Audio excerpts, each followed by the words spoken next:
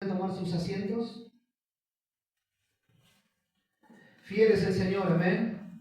Y si Él prometió sostenernos y estar en medio de las aflicciones, hermanos queridos, creamos que así será. Él estará con nosotros todos los días hasta el fin. Qué lindo que es poder compartir nuevamente juntos, estar nuevamente viéndonos así cara a cara, a puertas abiertas una vez más en esta mañana que el Señor nos regala. Ya acercándonos al fin de año, ¿verdad? Cómo nos viene apurando el año, cómo se nos va acercando este final del 2024. Pero por la misericordia del Señor podemos decir que hasta aquí el Señor nos ha ayudado. Y el Señor lo seguirá haciendo, porque Él es fiel. Vamos, hermanos, a la carta al libro de los Gálatas, a la carta a los Gálatas, capítulo 2. Vamos a dar continuación a la predicación expositiva del libro de Gálatas, la carta del apóstol Pablo a las iglesias de Galacia, capítulo 2, versos 15 y 16. Vamos despacito, hermanos, porque necesitamos ir despacito, no podemos abarcar tanta cantidad de versículos porque, primeramente, quien les habla es limitado. Soy limitado y yo creo que estamos aprendiendo, ¿verdad? Y mejor abarcar poco y profundizar mejor que abarcar tanto, ¿sí? Llegará el tiempo en que podamos abarcar más y podemos ir más rápido. Pero qué lindo que es ir paso a paso y poder meditar, degustar, apreciar, y particularmente el tema de hoy que nos lleva a meditar. Hermanos, una de las preguntas que más resuenan en la mente de miles de personas, una de las preguntas, porque como vos y como yo tenemos miles de preguntas en nuestra mente que tal vez nos hacemos día a día y nos hacemos mientras más vamos descubriendo las verdades del Evangelio, por ahí surgen preguntas en nosotros. Pero una de las preguntas que abarca no solo a nosotros los creyentes, sino a personas que no conocen al Señor, ¿sí? Una de las preguntas que más resuenan en la mente de miles de personas es la siguiente: ¿qué pasará conmigo hoy si hoy muero? ¿Alguna vez se lo preguntó? Yo me lo he preguntado muchas veces.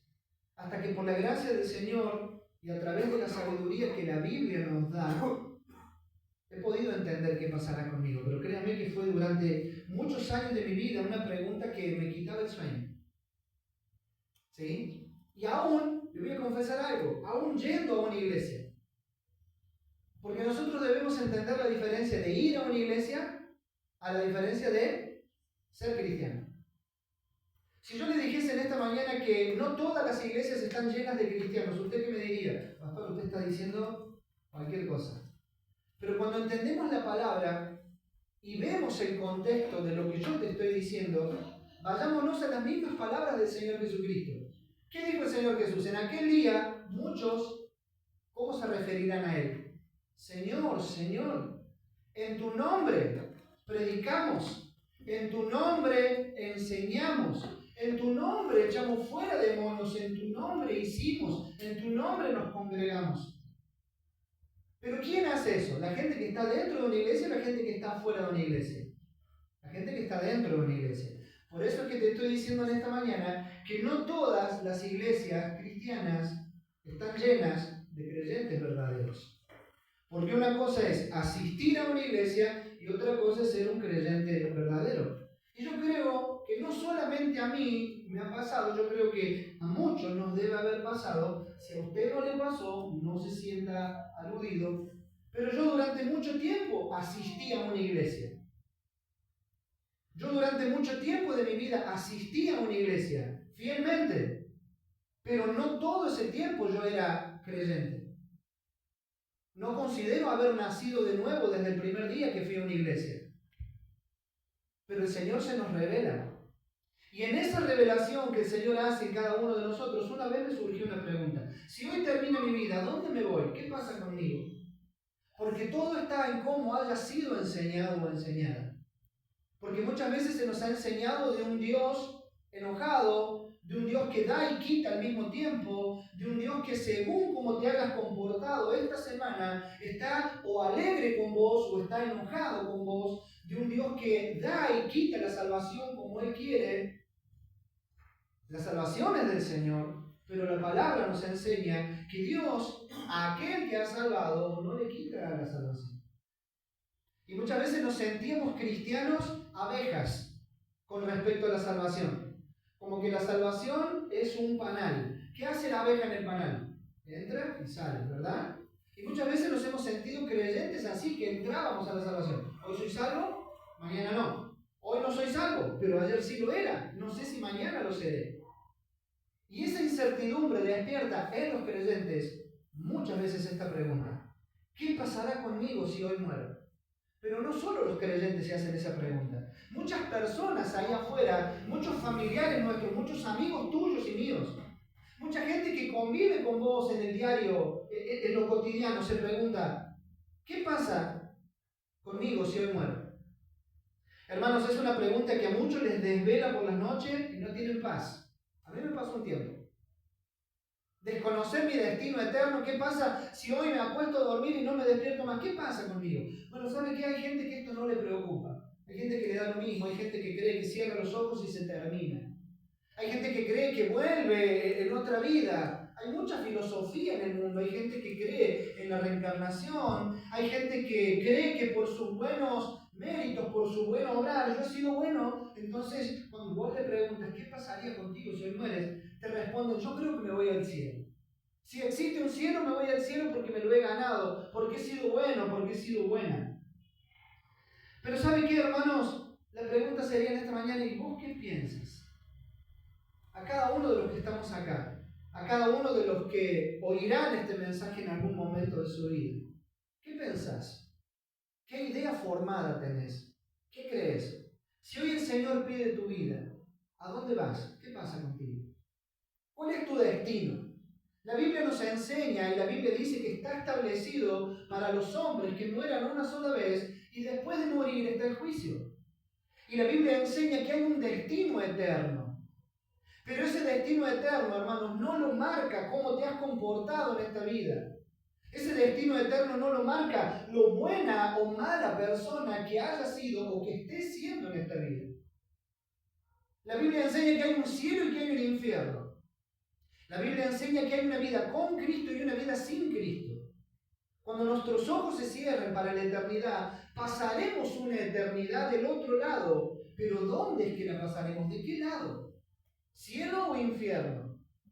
Y aunque creas o no creas en el Evangelio, aunque alguien que escuche este mensaje no crea en la palabra de Dios, que es la Biblia de Dios es veraz. Y aunque nadie la crea, la Biblia sigue siendo verdad. Y la Biblia, que es la verdad, enseña que hay un después eterno. O es el cielo o es el infierno. Pero mis hermanos, mis amigos, no es el destino eterno al que nosotros iremos por mérito o por fracasos. Una persona no va al cielo por mérito. Una persona no va al infierno por fracasos. Una persona no accede a una eternidad en el cielo por ser bueno en esta vida, por sumatoria de buenas acciones, por ser generoso, por ser dadivoso, por ayudar. Y tampoco la Biblia enseña que una persona irá a una condenación eterna al infierno por haber fracasado en la vida, por ser malo, por ser malhumorado, por no ayudar a nadie, por ser mezquino, por ser tacaño. Mis hermanos queridos, la Biblia habla de que el destino eterno de las personas, y esto es muy importante que lo entendamos, es por creer en el Hijo de Dios o por no creer en el Hijo de Dios, Jesucristo. La Biblia enseña y dice que el que tiene al Hijo de Dios tiene la vida eterna. Pero el que rechaza, el que rehúsa creer en el Hijo de Dios, está condenado y no hay una vida eterna con Él, pero sí hay una eternidad en un lugar que no es la presencia del Señor. Entonces, hermanos, si tuviésemos que pasar en limpio todo esto, diríamos: ¿qué pasará conmigo si yo hoy muero? Bueno, si yo he creído en Cristo, si yo he aceptado que soy un pecador y me he arrepentido de mis pecados y he recibido al Señor como mi suficiente Salvador, la Biblia dice y declara que hay una eternidad para mí con el Señor. Pero de la misma manera, o es así fácil de creerlo o así difícil de asimilarlo, la Biblia declara que si yo rechazo a Cristo, por más buenas intenciones que tenga, por más buen testimonio y por más moral que yo tenga en esta vida, si no he creído en Cristo y no me he arrepentido de mis pecados, yo voy al infierno. Es así de simple creerlo, o así de chocante asimilarlo. Hermanos, pero la enseñanza bíblica, el verdadero evangelio de Jesucristo, nos da pie y nos da contexto para esto. El mensaje de los profetas, el mensaje de Juan el Bautista, el mensaje de nuestro Señor Jesucristo, el mensaje de sus discípulos y nuestro mensaje es el mismo. Arrepiéntanse y crean en el Evangelio. Arrepiéntanse porque el reino de los cielos se ha acercado. El reino de los cielos llegó cuando llegó Jesucristo. Y si alguien rechaza a Jesucristo, está rechazando el reino de los cielos. Entonces no hay arrepentimiento, no hay eternidad con Cristo. Amén. Mis hermanos, es muy importante entender este tema. Necesitamos fe para ser aceptados por Dios, no por obras. Acabamos de cantar, es por fe, no por ver. Hay mucha gente que necesita ver para creer en Cristo. Yo hasta que no vea no creo. Pero creer en Jesús es por fe y no por ver. Yo creo que Él existe aunque yo no lo vea. Yo creo que la Biblia es veraz, aunque yo no vea todavía los resultados. Si yo no veo que Cristo viene de los cielos, yo no creeré en Él. Pero aquel que espere a ver es porque no tiene fe. Pero la fe es la certeza de lo que se espera sin haberlo visto. Es la convicción de lo que Dios promete sin haberlo visto. Sin ser palpable. Es por fe. Hermanos, sí es importante tener fe para ser aceptado por Dios y no obras. Necesitamos creer y no hacer. Hermanos, las obras y el hacer en la manera correcta llegarán fruto de haber creído en Cristo primeramente. Si yo creo en Cristo, tendré buenas obras. Y las obras que yo tenga serán obras de fe, no esfuerzos humanos por ser alguien mejor. ¿Amén? Hermanos, y precisamente eso es en lo que vamos a enfocarnos hoy, meditando en los versículos 15 y 16 del capítulo 2 de Gálatas, al cual te invito que puedas buscar, que podamos leer juntos. Gálatas capítulo 2, versículos 15 y 16, para que juntos meditemos en esta mañana. Dice la palabra del Señor, está hablando el apóstol Pablo: nosotros, judíos de nacimiento y no pecadores de entre los gentiles, sabiendo que el hombre no es justificado por las obras de la ley, sino por la fe de Jesucristo, nosotros también hemos creído en Jesucristo para ser justificados por la fe de Cristo y no por las obras de la ley, por cuanto por las obras de la ley nadie será justificado. Oremos, por favor. Señor amado, Dios de toda gloria y de toda honra, en esta mañana, una vez más, Señor, ponemos nuestras vidas delante de ti, Señor, porque nos consideramos indignos, insuficientes, no merecedores, Señor, de tu gracia. Pero, Señor, humillados venimos ante ti, primeramente, Señor, este siervo inútil, junto a mis hermanos, para que tú, Señor, a través de tu Santo Espíritu nos des sabiduría, no inteligencia humana, no capacidades humanas, sino sabiduría de lo alto, para poder meditar, ser iluminados en nuestro entendimiento, y que estos versos, Señor, ya dejen de ser un misterio para nosotros, sino que sean una claridad, que sean luz y no tinieblas, que sean, Señor, entendimiento y no confusión para nosotros. Lo anhelamos y te lo pedimos en el nombre de Cristo Jesús. Ayúdanos, instrúyenos, exhórtanos y aliéntanos a través de tu palabra. Te damos gracias, Señor. Amén. Hermanos, quiero leerle en otra versión y yo quiero que usted continúe, que siga con su mirada los versos 15 y 16, para poder tener un poquito más de amplitud, un poquito más de luz. Esto es bueno. Preste atención. Les leo el verso 15. Usted lea no la versión que usted tenga y escuche. Nosotros somos judíos de nacimiento y no nacimos pecadores, que es como nosotros le decimos a los que no son judíos. El verso 16 dice: sin embargo, sabemos que nadie consigue estar bien con Dios por actos de obediencia a una ley. Dios aprueba solo a los que tienen fe en Jesucristo. Por eso hemos puesto nuestra fe en Jesús para estar bien con Dios. somos aprobados por Dios por nuestra fe en Cristo y no por actos de obediencia a una ley, porque nadie consigue estar bien con Dios por actos de obediencia. ¿Amén? Yo creo que está más que claro. Y yo creo que muchos podríamos decir, bueno, sí, yo lo entiendo. Yo entiendo que somos salvos no por obras, sino por fe. Pero a muchos se nos enrieda en alguna parte el decir, soy justificado. ¿Qué es ser justificado? ¿Por qué Dios me justificó? ¿Qué significa la justificación? ¿Por qué Pablo estaba hablando esto? ¿Por qué Pablo lo confronta a Pedro y le dice esto si supuestamente Pedro lo sabía? Hermanos, entendamos esto. Estos versos son la continuación de la exhortación que el apóstol Pablo le estaba haciendo a Pedro.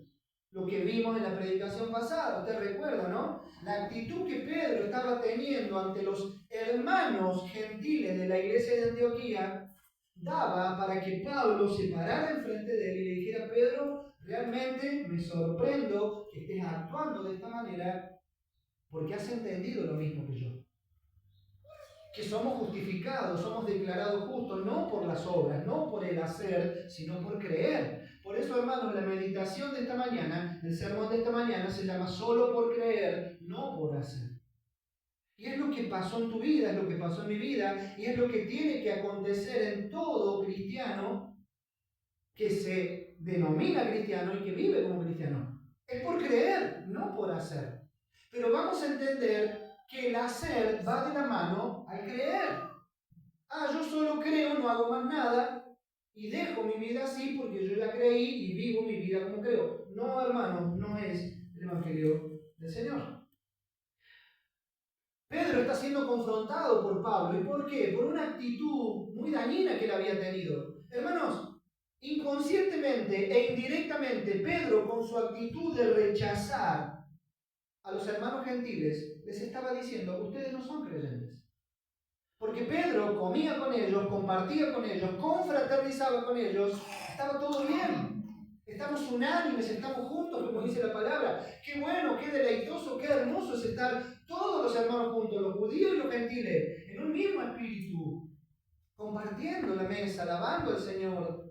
Pero de repente todo cambió cuando vinieron los judíos de Jerusalén y Pedro se asustó.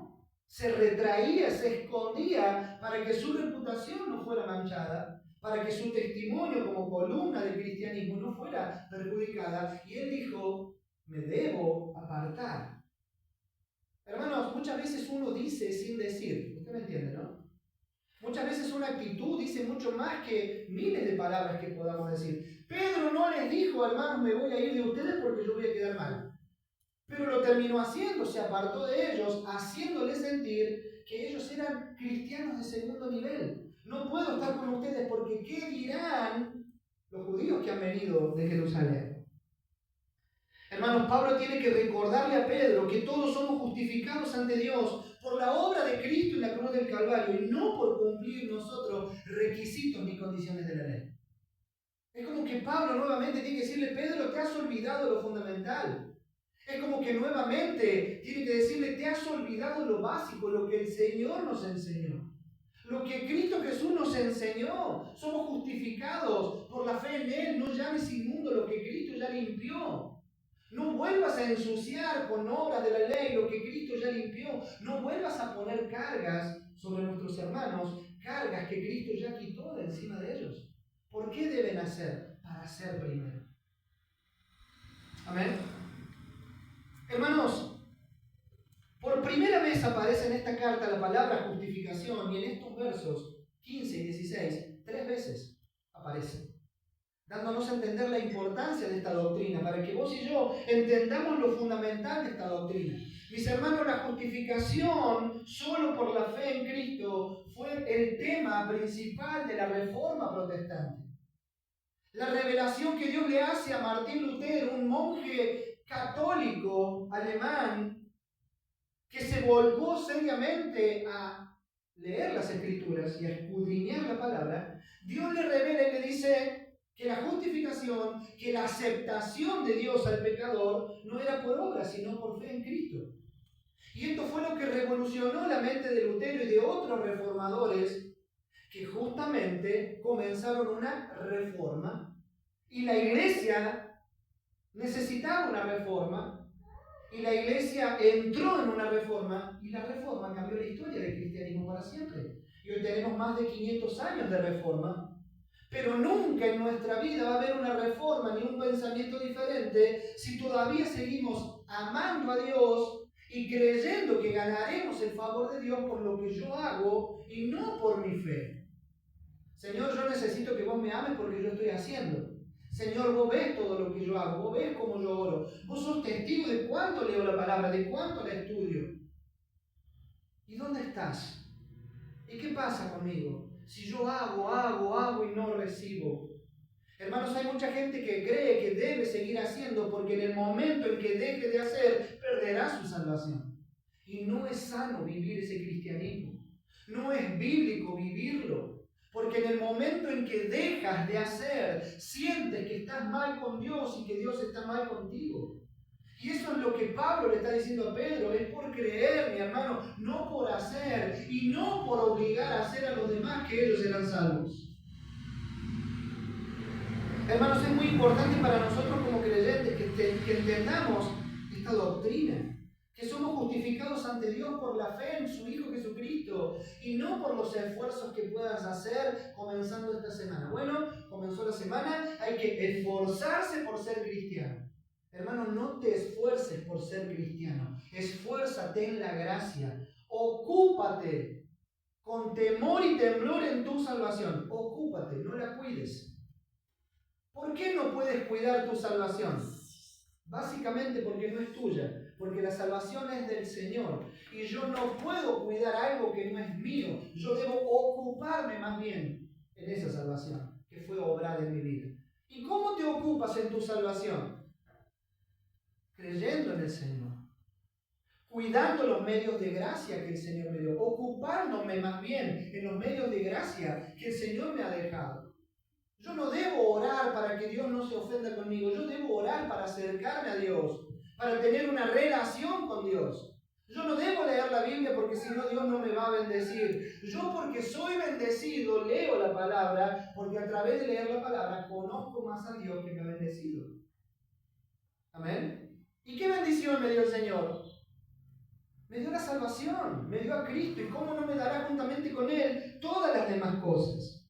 Hermanos, no hay esfuerzo humano que pueda a mí ganarme el favor de Dios, o de querer cumplir ante Dios, o tratar de ser mejores personas cada día, haciendo cosas para que Dios se agrade de nosotros. Hermanos, somos justificados, somos declarados justos solo por la fe puesta en el Hijo de Dios, Cristo Jesús. Por favor, hermanos, veamos el versículo 15. ¿Qué dice el versículo 15?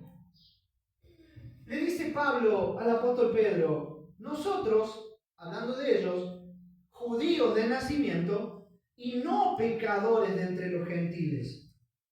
Y si usted lo lee así muy a la ligera, está diciendo, qué soberbia que había en este hombre. Le está diciendo a Pedro que no haga menos a los gentiles y él está diciendo, Pedro, vos y yo somos judíos, no somos como ellos. Ellos son pecadores, nosotros no.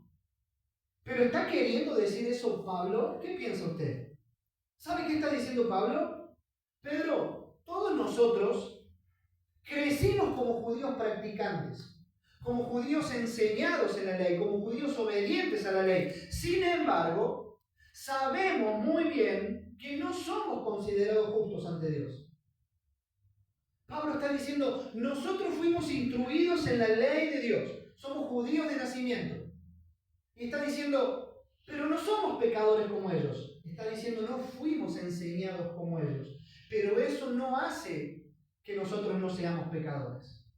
¿Amén? Pablo no está diciendo que por el hecho de ser judíos ellos no tenían pecado, sino que está diciendo, fuimos criados, fuimos formados desde nuestra niñez en los principios de Dios, en las enseñanzas del Señor, en sus mandamientos, pero eso no significa que somos sin pecado, Pedro. A ver, ¿cómo aplica esto para nosotros? Bueno, hermanos, esto aplica de la siguiente manera. Esto pasa como en cualquier familia cristiana. ¿Qué hace una familia cristiana que ama a sus hijos pequeños, que ama a su descendencia, los instruye en el camino del Señor desde niños, ¿verdad? Por lo menos eso es lo que toda familia cristiana debería hacer. Eso es lo que todo padre cristiano debería hacer con sus hijos. Instruirlos, enseñarles la palabra, ¿sí? Esto pasa así. Toda familia cristiana, toda familia creyente instruye a sus hijos en las verdades del Señor y lo hace desde una temprana edad. Pero el hecho de instruir a nuestros hijos, el hecho de que llevemos a nuestros hijos a la iglesia, el hecho de que les enseñemos la palabra del Señor a nuestros hijos, no garantiza salvación de nuestros hijos. ¿Lo sabía? Bueno, si no lo sabía, se está enterando. Pero la salvación no viene por ser enseñado. La salvación no viene a la vida de una persona por llevarlo a la iglesia. La salvación no viene porque asista cada tanto, ni porque lea cada tanto, ni porque desde chiquito le enseñé. ¿Y qué pasa muchas veces? De grande se aparta. Pero ¿cómo puede ser si yo lo enseñé? ¿Cómo puede ser si yo lo llevé? Yo lo sentaba conmigo, escuchaba las reuniones, iba a la escuela bíblica, iba a los adolescentes, iba al grupo de jóvenes. Se congregaba siempre, pero de grande se apartó. ¿Por qué? Porque la salvación es del Señor. Y ser instruido en la palabra no es garantía de ser salvo. Eso es lo que Pablo le está diciendo a Pedro. Nosotros fuimos instruidos desde niños en la ley del Señor, en la ley de Moisés, en los requisitos, en los estatutos, en las tradiciones, en los mandamientos, en la ceremonia. Pero necesitamos creer en Cristo porque no somos salvos. Por más instrucción que tengamos, si no creemos en Cristo, Pedro, nosotros somos igual que los gentiles. Somos pecadores iguales que ellos, aunque tenemos mucho conocimiento. Hermanos, el conocimiento no es sinónimo de salvación. Amén. Conocer la Biblia, predicar la Biblia, oír la predicación de la Biblia no significa que seas salvo. La enseñanza en el hogar no garantiza, no quita el pecado de nuestras vidas, no quita el pecado de nuestros hijos, pero hacerlo es necesario. Bueno, si mi hijo no va a ser salvo, ¿para qué le voy a enseñar la palabra? Hermanos, no es así y no deberíamos pensar así. ¿Por qué? Porque la enseñanza de la palabra nos advierte del daño que vendrá si la rechazamos. Esto, hermanos, es como la corrección y la confrontación. ¿Para qué lo voy a corregir si él va a terminar haciendo lo que quiere? Pero lo debo corregir, lo debo confrontar para que esté advertido de lo que pasa si rechaza la advertencia. Debo enseñarle la palabra del Señor a mis hijos, corriendo el riesgo de que el día de mañana, en su despertar de la madurez, digan, no quiero saber nada con el Dios de mis padres. Porque muchos dicen así, el Dios de mis padres. No mi Dios, el Dios de mis padres. El Dios que me obligaron a ir, el Dios que me llevaban, el Dios que me obligaban a sentarme, y si no lo hacía se enojaban. Pero la salvación es personal. Y si la palabra de Dios fue sembrada, ¿quiénes somos nosotros para decir que en cualquier momento de su vida Dios lo traiga con lazos de amor y diga, mío eres tú, yo te llamé, yo te escogí? Hermanos, la persona, el ser humano, el pecador, va a ser desafiado cuando oiga la palabra del Señor. Va a ser confrontado cuando escuche, porque la fe se despertará en él por el oír. Pero si no lo oye, ¿cómo tendrá acceso a la verdad del Señor? No será salvo en su casa. No será salvo con sus amigos. No será salvo durmiendo. Será salvo escuchando. Y aunque se duerma, aunque le moleste, no tengo ganas de ir a la iglesia. Bueno, va sin ganas. Y los instruimos de chiquitos así. Pero muchas veces de grande hemos visto resultados contrarios, pero eso no significa que no debamos hacerlo. La corrección y la confrontación no impiden que alguien peque. ¿Cuántas veces pasó que le advertiste a alguien y lo terminó haciendo igual? No, la próxima vez no le digo nada si termina haciendo lo que quiere, pero no es así. No deberíamos vivir así, bíblicamente no es así. La corrección tal vez no impida, tal vez no ponga un lazo para que la persona no haga lo que le estás advirtiendo, pero sí le dejó las bases y los fundamentos de lo que va a pasar si rechaza la corrección. La palabra que dice, detrás de la obediencia está la bendición. Y detrás de la desobediencia, la maldición. ¿Sí? Pero vos y yo hemos caminado en nuestra vida muchas veces decidiendo ser desobedientes. Decidiendo ser desobedientes. En eso el ser humano tiene libre albedrío. En eso sí el ser humano elige por qué camino andar. Pero en elegir a Dios no tenemos libre albedrío. Él nos elige a nosotros. Muchas veces dice la gente, bueno, voy a predicar y él decide si elige a Dios o no. No, nadie puede elegir a Dios. Dios nos elige a nosotros. Pero sí yo elijo cómo vivir mi vida. A mí me predicaron el Evangelio. Por eso el Evangelio necesita una respuesta. No obligar a la gente a responder. ¿Qué vas a hacer? Dale, decime, si no, no me muevo de acá. Predicar el Evangelio y que el Espíritu Santo haga lo que tenga que hacer. Pero la respuesta al Evangelio marcará qué vida la persona quiere vivir. O detrás de la obediencia para alcanzar bendición, o detrás de la desobediencia para acarrearse maldición y tener una vida frustrada y fracasada. Pero en Cristo hay bendición. Amén. En Cristo hay bendición. Mis hermanos queridos, debemos entender esto. La salvación, hermanos, es solo por creer en Cristo. Es solo por fe en Él. Y no por hacer ni cumplir ciertas condiciones. Y Pablo dice, escuchen lo que dice Pablo, aunque hemos crecido como judíos practicantes, solamente seremos justos cuando pongamos nuestra fe en Jesucristo. ¿Cómo te estás relacionando con Dios? ¿Cómo es tu relación con Dios a diario? ¿Es una relación en la que sentís la demanda de hacer, hacer y hacer? ¿O es una relación de amor? ¿Qué enfermizo sería una relación, vamos a llevarlo al ámbito natural, de una pareja? Que uno de los dos cónyuges reciba amor del otro si tan solo hace. ¿A usted le gustaría estar en una relación así? ¿Que te amen solamente por lo que haces? ¿Que te amen y te acepten y te hagan sentir bien si primeramente das? Das, y porque das recibís. Pero en el momento en que no hiciste, no te aman más. ¿Quién quiere estar en una relación así? Es enfermizo. Entonces, hermanos, no debemos relacionarnos con Dios así. Yo hago, porque en el momento en que yo deje de hacer, ya Dios no me ama como antes. Miren qué engañoso que es vivir una relación con Dios de esa manera. Muchos cristianos sienten su vida frustrada porque dicen, bueno, me está pasando lo que me está pasando, porque el domingo no fui a la iglesia, porque no oré, porque esta semana no leí la Biblia, y sienten la demanda y el peso al ver la mala condición que están porque no hicieron. Pero eso significa que no deben hacer, porque después está el otro extremo. Muchos oyendo esto en su inmadurez dicen, bueno, si no es necesario no lo hago. ¿Pero enseña la Biblia eso? No. La Biblia nos enseña en todo su contexto a ocuparnos de nuestra salvación con temor y temblor, a relacionarme con mi Dios a través de la lectura, de la oración, de la comunión, de congregarme, de participar de la cena del Señor. Me enseña la palabra a hacerlo. Si yo no lo hago es porque no quiero hacerlo. Es porque estoy diciendo no lo necesito. Pero tampoco el hacerlo extremadamente va a hacer que yo gane el favor del Señor. Yo no soy mejor que ustedes por hacerlo. Ustedes no son mejor que nadie por hacerlo. Yo oro más que mi hermano, que mi hermana. Entonces yo soy un cristiano de primer nivel y mi hermano es un cristiano de segundo nivel. No, hermano, no es lo que la palabra enseña. Amén, hermanos.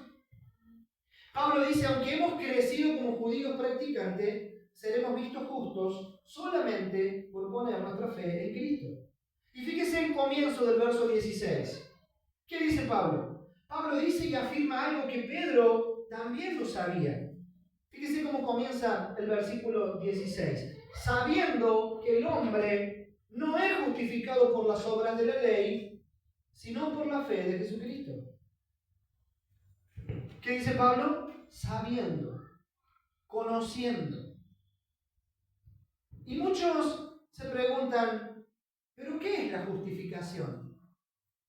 ¿Qué es ser justificado? ¿Qué significa ser justificado? Hermanos, la justificación es el acto por el cual Dios declara justo a un pecador que pone su fe en Jesucristo. Dios lo declara justo. El juez en el tribunal declara justo a un pecador culpable que lo único que hizo fue creer en Cristo. ¿Cómo encaja el ladrón en la cruz en la teología de muchos cristianos? ¿Tuvo tiempo de hacer? ¿Tuvo tiempo de cumplir rituales, sacrificios, tradiciones? ¿Tuvo tiempo de cumplir la ley, el ladrón en la cruz? ¿Qué dice usted? ¿Qué hizo el ladrón en la cruz? Que le hizo que Cristo lo mirara y le dijera, de cierto te digo, que hoy mismo estarás conmigo en el reino de mi Padre. ¿Qué hizo? Creyó. Estaba clavado con Jesús, no pudo bajarse, no pudo cumplir, no pudo esforzarse por ser alguien mejor. Bueno, ahora te voy a demostrar que soy agradable, mirá lo que estoy haciendo para que me ames. No lo pudo hacer. ¿Y cómo encaja el ladrón en la cruz en la teología de muchos? Bueno, eso fue un caso excepcional, no podía. No es un caso excepcional, es un precedente que encierra la teología del Nuevo Testamento. Es por creer, no por hacer. Es a lo que estos versos se están refiriendo. Hermanos, cuando alguien se arrepiente de sus pecados, Dios lo justifica. Pero la justificación sucede en el momento en que la persona cree. La justificación es el acto de Dios, un acto único e irrepetible. No es que Dios te tiene que estar justificando todos los días, ya lo hizo. Ya lo hizo. Dios nos justificó cuando creímos en su Hijo Jesucristo. Dios perdonó nuestros pecados, quitó nuestra iniquidad en el momento en que hemos creído en Jesucristo. En el momento en que nos hemos arrepentido de nuestros pecados, hemos recibido la justificación. Amén. Hermanos, no es que el Padre tiene que justificarte hoy por tu pecado, mañana nuevamente, pasado mañana nuevamente, porque seguiremos pecando. Hermanos, básicamente la justificación es que Dios tomó nuestro pecado, lo quitó de nosotros, amén, lo cargó sobre Cristo en la cruz del Calvario y nos declaró inocentes siendo culpables. Nos declaró santos siendo pecadores. Nos declaró justos siendo injustos, hermanos. Nos declaró puros y sin mancha, no por méritos propios, hermanos, ni por merecimiento alguno, sino por pura gracia y por poner nuestra fe en Jesús. La justificación es un acto de Dios, le corresponde solamente a Dios, a nuestro favor. Entendamos algo, que Dios nos haya justificado no es el resultado de que yo era bueno. Bueno, yo porque creí, comencé a ser bueno y Dios me justificó. No, es por pura gracia. No es por merecimiento, no había nada bueno en nosotros que nos acreditara ser justificado.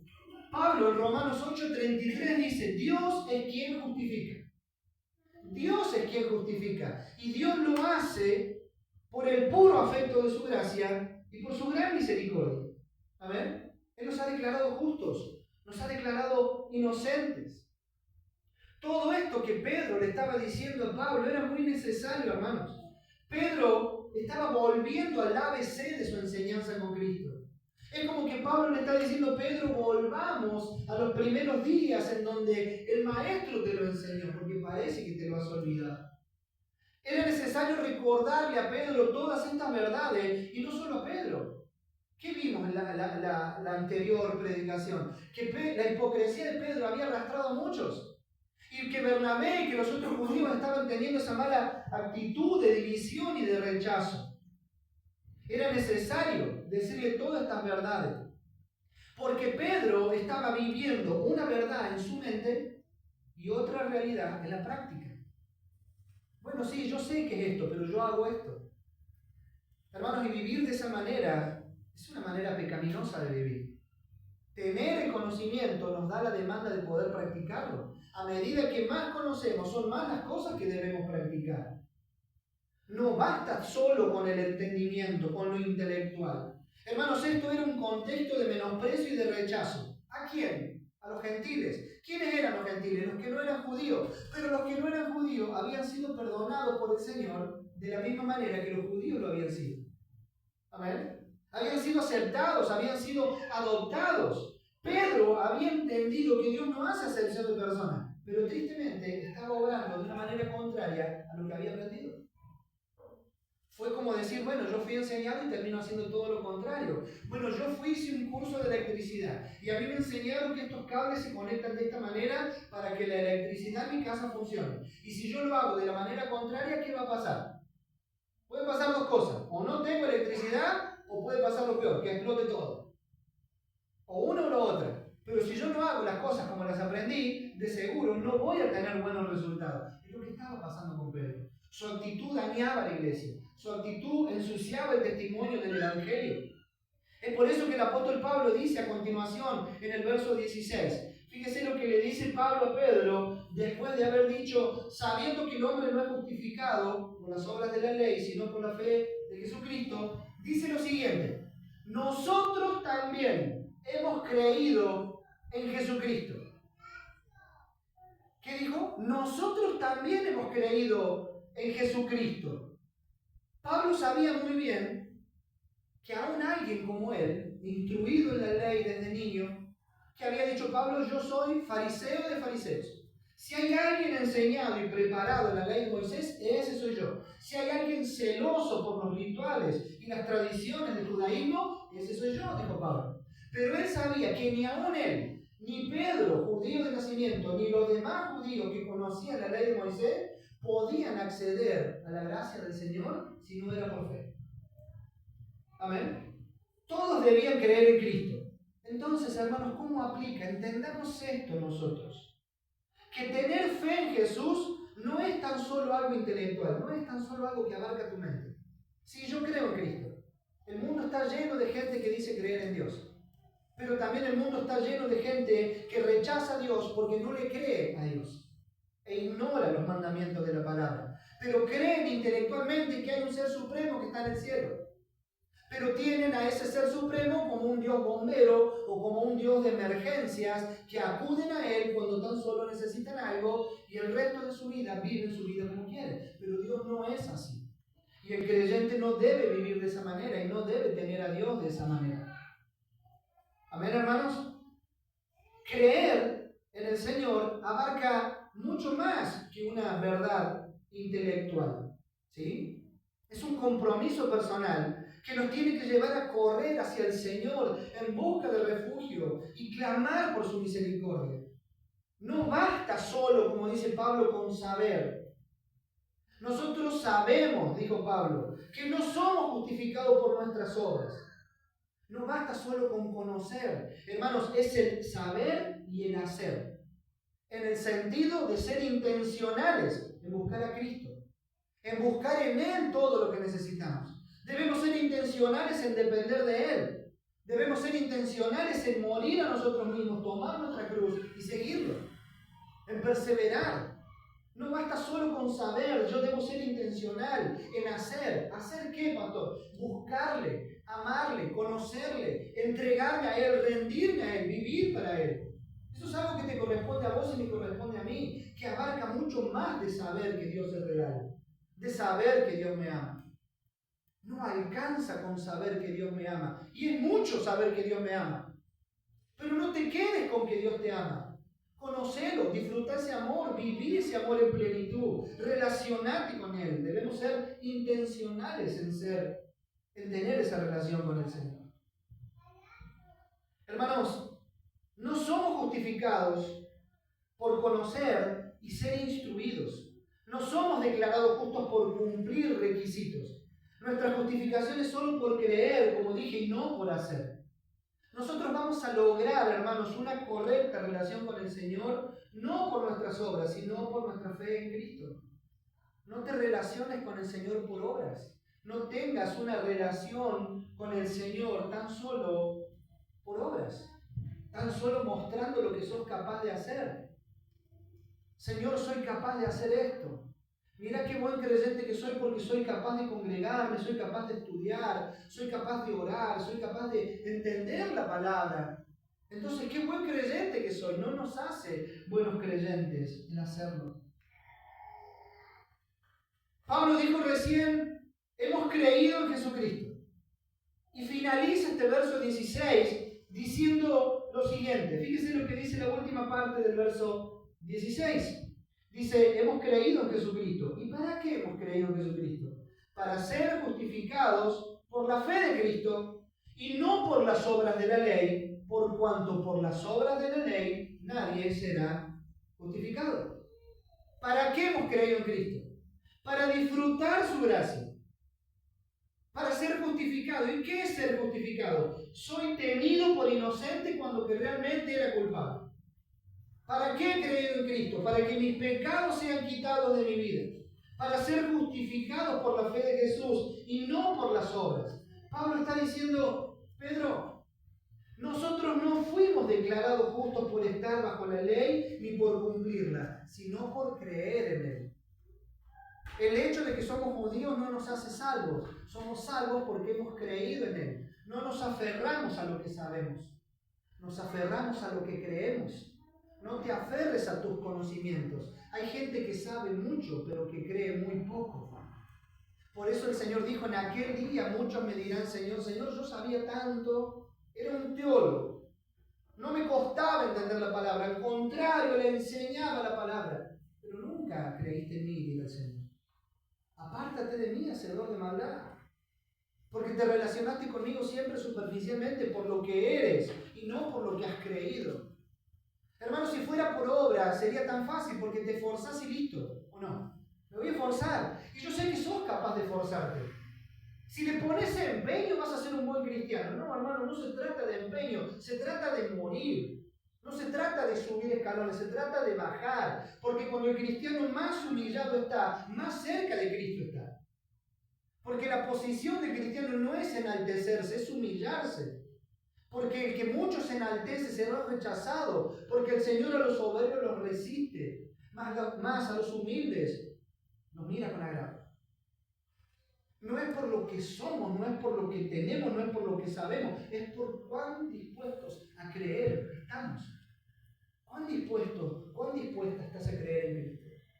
A renunciar a vos mismo, a negarte a vos mismo, a morir cada día a vos mismo, a tomar tu cruz y a seguirlo, a perseverar. Pedro, dice Pablo, no fuimos justificados por conocer la ley ni por cumplirla, sino por creer en Cristo. Cuando Pedro mostró esa actitud de rechazo a los gentiles, él les estaba diciendo indirectamente, ustedes todavía necesitan las obras, no les alcanza con creer. Pero Pedro, ¿no nos enseñaste otra cosa? Bueno, sí, pero ahora estoy diciendo lo contrario. No lo dijo, pero lo hizo. Los hizo sentir creyentes de segundo nivel, que ellos estaban por encima. Indirectamente les dijo que todavía necesitaban las obras para ser salvos. Y no es así. Les voy a poner una ilustración. La ley, hermanos, no es para ignorarla. Pastor, ¿acaso entonces debemos ser creyentes y cristianos del Nuevo Testamento solamente? No existe el creyente del Nuevo Testamento. Si yo no le creo a Moisés en el Antiguo Testamento, tampoco le creo a Cristo en el Nuevo. La ley no es para olvidarla, no arranques el Antiguo Testamento, no arranques la ley y los profetas de tu Biblia, ni de tu mente, ni de tu corazón. ¿Qué función cumple la ley, pastor, entonces? La ley, mis hermanos, funciona como un espejo. Es una ilustración. No es que la ley sea un espejo. La ley funciona como un espejo. ¿Por qué? ¿En qué sentido? ¿Qué haces cuando te paras enfrente del espejo? ¿Qué haces? ¿Me miro o no? ¿O usted se para enfrente del espejo y le da la espalda al espejo? No. Yo me miro enfrente del espejo. ¿Y qué me muestra el espejo? Mi reflejo, mi rostro. Algunos que tienen un espejo grande se miran de cuerpo completo y ven cómo les queda la ropa. Si esto está mal, lo corrijo. Me miro el rostro. Y los varones decimos, bueno, me ha crecido la barba, me voy a afeitar porque el espejo te lo muestra. Estoy despeinado, estoy despeinada. Me tengo que peinar. Tengo una imperfección en el rostro, me lo voy a corregir. Las chicas dicen, bueno, un toquecito por aquí, un toquecito por allá y ya estoy salvo. Eso es lo que hace el espejo. Te muestra tu condición, te muestra tu realidad, te refleja tal cual estás. No te miente el espejo. Si vos le decís a alguien, decime cómo estoy, estás hermoso. Y a lo mejor te está mintiendo. ¿Estoy bien así? Sí, estás bien. Y a lo mejor tenés un pirincho para allá, el otro para el otro lado y te mintió. El espejo no te miente. Pero el espejo no te puede corregir el error. El espejo no te peina. Te muestra que estás despeinado, pero no te peina. No le podés decir, espejito, espejito, peiname. Eso pasa en las películas de dibujos animados. ¿Sí? Hay una imperfección en tu rostro, el espejo no te la corrige, pero te la muestra. Lo mismo pasa con la ley, mis hermanos. La ley nos muestra nuestra condición. La ley dice que somos pecadores. La ley dice que estamos mal ante Dios. Que no llegamos, que no damos el estándar, que no damos la talla, no rendimos las condiciones de ser agradables ante Dios. Estamos mal, pero no despeinados. Ojalá se solucionara con eso. Soy pecador, soy pecadora, estoy mal. He ofendido al Señor, le he dado la espalda, me he burlado de Él. Pero tampoco la ley me puede corregir. Entonces, ¿qué necesito? Necesito ir a Cristo. Necesito creer en Él. Necesito renunciar a mí mismo, renunciar a mi pecado. Arrepentimiento y fe. Eso es lo que necesito. Porque la ley no tiene el poder en sí misma de salvarme. La ley me muestra mi condición. Pero bendita sea la ley que me mostró mi condición y que me hizo correr a Cristo en arrepentimiento y fe para alcanzar salvación y ser justificado. Pero muchos se quedan con su reflejo. Y bueno, soy así, ¿qué le voy a hacer? No tengo salida. Sí, hay salida. Hay salida, mis hermanos, hay salida. La salida es arrepentimiento y fe, es creer en Cristo para ser justificado y alcanzar salvación. Y Cristo no rechazará un corazón contrito y humillado. Bueno, la ley me muestra quién soy. La ley me muestra que no puedo. La ley me enseña que soy incapaz, soy insuficiente ante un Dios tan grande. Bueno, necesito a Cristo como mediador para que me lleve al Señor, porque yo solo no puedo ir. Y Jesús dijo, nadie viene al Padre si no es por mí. Bueno, Señor Jesús, llévame al Padre. Me rindo ante ti, muero a mí mismo. Amén. Hermanos, así es la ley. No es que no debamos prestarle atención, no significa que debo ignorarla, pero la ley por sí misma no podrá mejorar mi vida, no podrá salvarme, no podrá hacerme nuevo. Por eso es que necesitamos la gracia del Señor para ser salvos. Amén. Necesitamos a Cristo. Veamos unas consideraciones finales para poder terminar. Preste atención, por favor. Hermanos, el hecho de que Dios nos declare justos cuando creemos en Jesús no significa que nos hace justos sin pecados. ¿Cómo es esto, pastor? El Señor nos declara justos en el tribunal. Lo declaro justo. ¿Pero eso significa que yo quedo sin pecado? ¿Eso significa que no voy a volver a pecar? Y lo sabemos por experiencia propia. El Señor te declaró justo. Entonces, ¿por qué seguir pecando? ¿No era que había sido declarado justo? Sí, fui declarado justo, pero no fui hecho justo.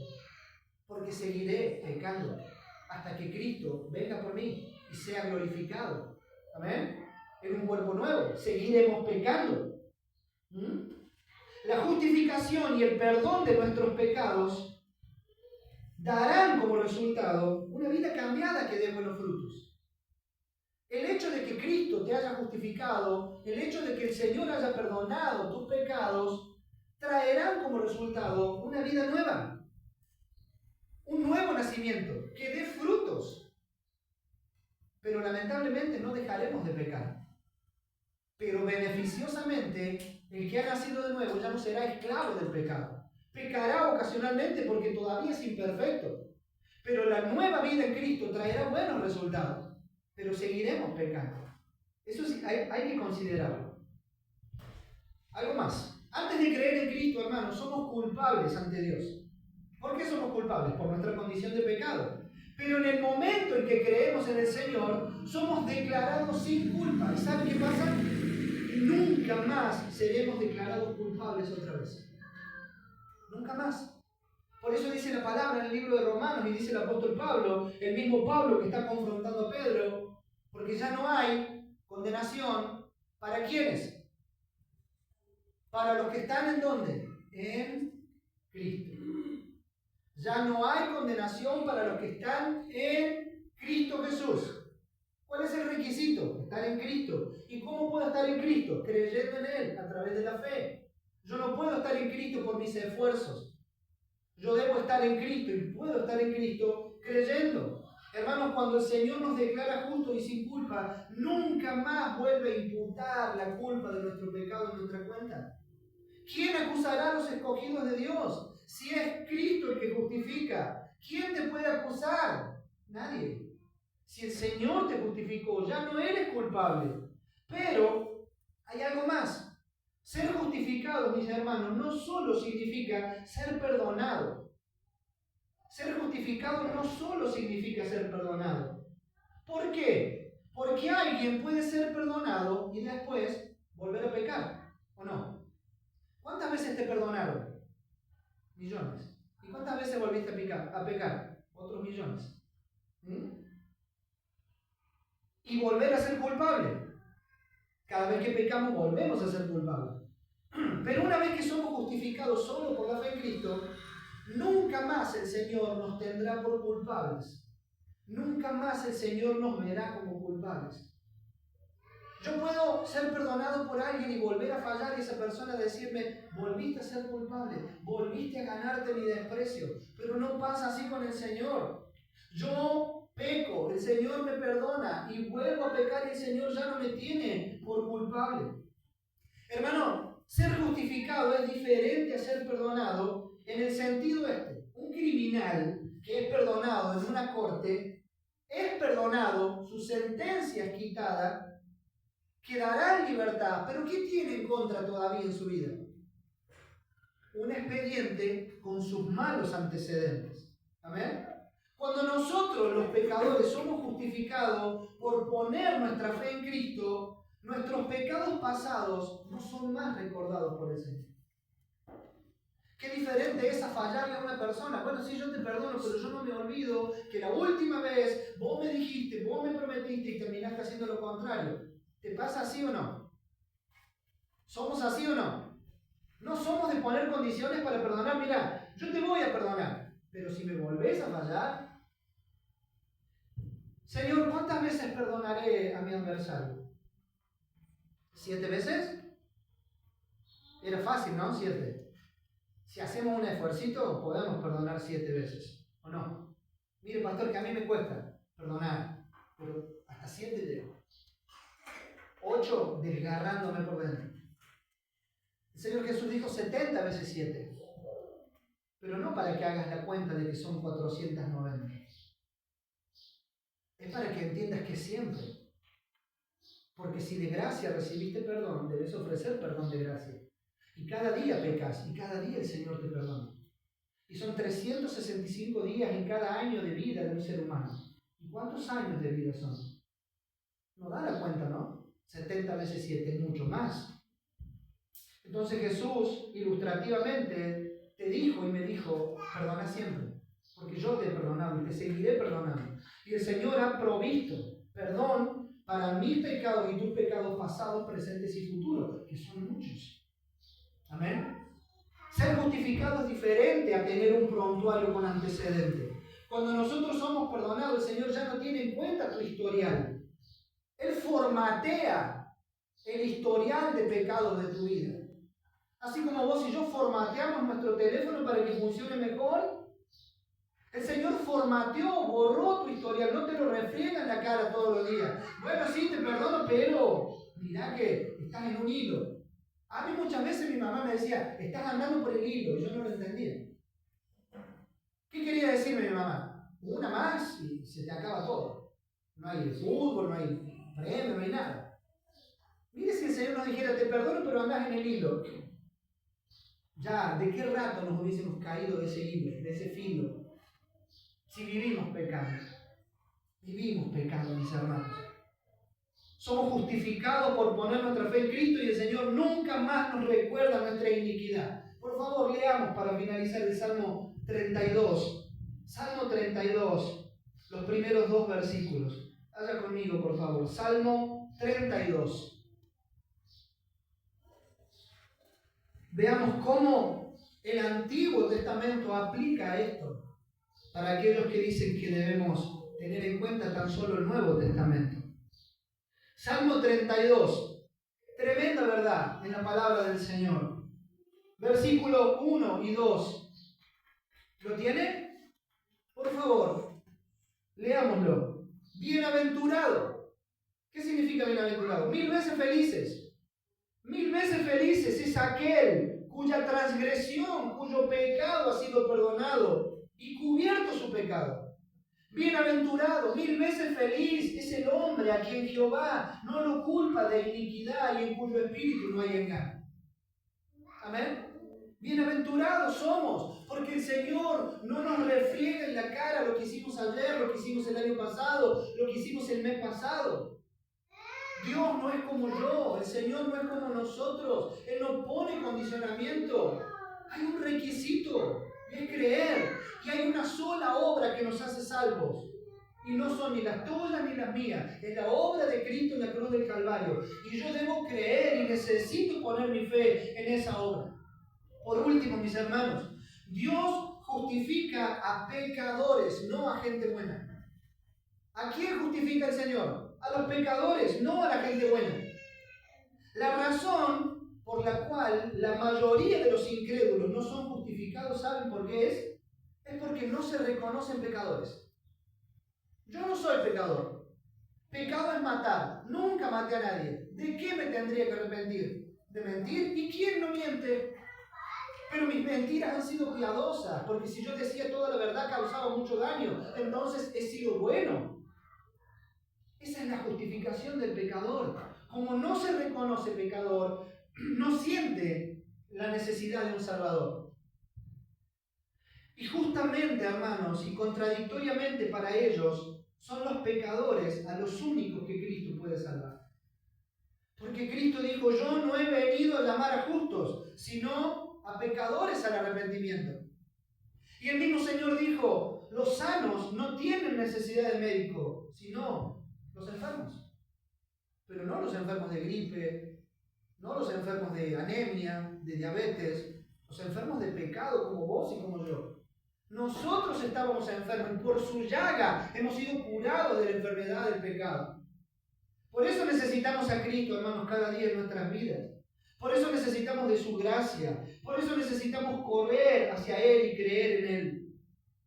Todos necesitamos a Jesús. Todos necesitamos un mediador que nos acerque al Padre, porque solos no podemos ir a causa del gran peso de nuestro pecado.